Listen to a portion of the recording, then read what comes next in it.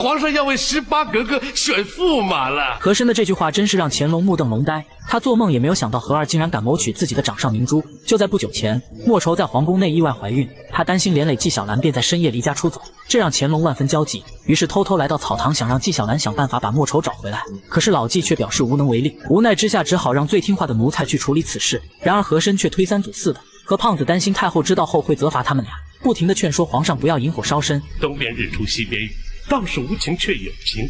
从现在看，似乎是对莫愁无情；从长远计，正是对莫愁有情啊！万岁！就在君臣二人争执不下之时，太后突然来了。原来老太太从皇上的贴身太监口中得知儿子昨晚曾秘密出宫，今天一大早又听说和珅鬼鬼祟祟的来到宫中，她怀疑儿子做了什么见不得人的事，于是急忙赶来质问两人。面对母亲那强大的气场，乾隆只好暗中捅了捅和二。和珅，皇上要你为他解围，我看你又有什么说辞啊？在这短短几秒钟之内，和珅突然想到了一条一箭三雕的妙计，当即自作主张地向太后表示，皇上想将18格格嫁给状元郎，这样既可以为皇上解围，又能平息太后的怒火。最关键的是，还为自己的儿子迎娶小月扫除了一切障碍。是这样吗，皇上？是这样，18格格长大了。乾隆虽然非常恼怒，可是由于担心莫愁的事情被太后知道，只能忍痛舍弃了最小的女儿。快去提亲吧，可别耽误了。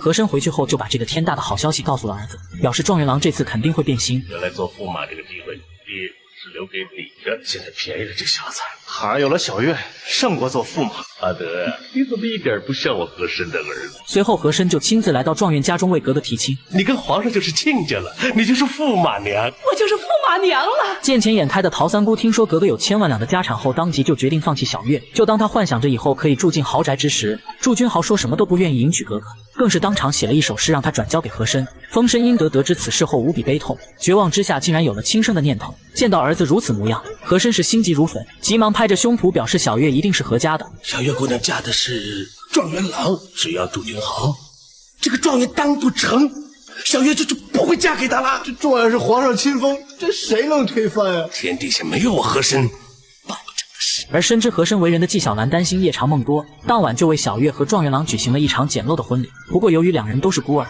于是便邀请老纪和三姑做他们的高堂。这可把老纪乐得合不拢嘴。我是小月的干爹，你是状元的干娘，咱们俩干在一块儿了。来，坐吧。然而就当小月和状元郎准备夫妻对拜时，和珅突然带着圣旨登门庆祝。至于圣旨上的内容，则是免去了祝君豪状元一职，从此罢为庶民。原来和珅刚刚拿着祝君豪的事跑到皇宫向乾隆打小报告去了。教看桃李，简直十分恶毒了。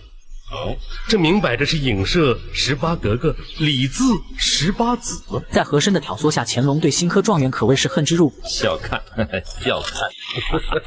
祝君豪在收到这个噩耗后，当场仰天大笑，这模样简直跟范进中举一模一样。不过小月却不在乎他的身份，还是坚持要完成第3拜。和珅见状，急忙阻止。皇上另有旨，封神殷德已经递补状元了。祝君豪，你这个自私自利的小人，你害了自己不算，还要连累小月姑娘吗？精神恍惚的祝君豪受不了这个打击，一怒之下离开了草堂。然而小月还是跟在后面死缠烂打。我要是嫁给封神殷德，何大人就成了我的公公了，我还得叫他爹，多恶心。虽然小月的心意让祝君豪十分感动，不过他更害怕会继续遭到和珅的报复。我本来好好的一个状元，为什么没了？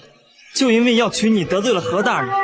因为我……对，就是因为你，我受够了，我再也不想惹什么麻烦了，请你走吧。而纪晓岚对于和珅的无耻手段则是愤慨不已。何大人真是本事从天，连皇上钦点的状元都可以撤。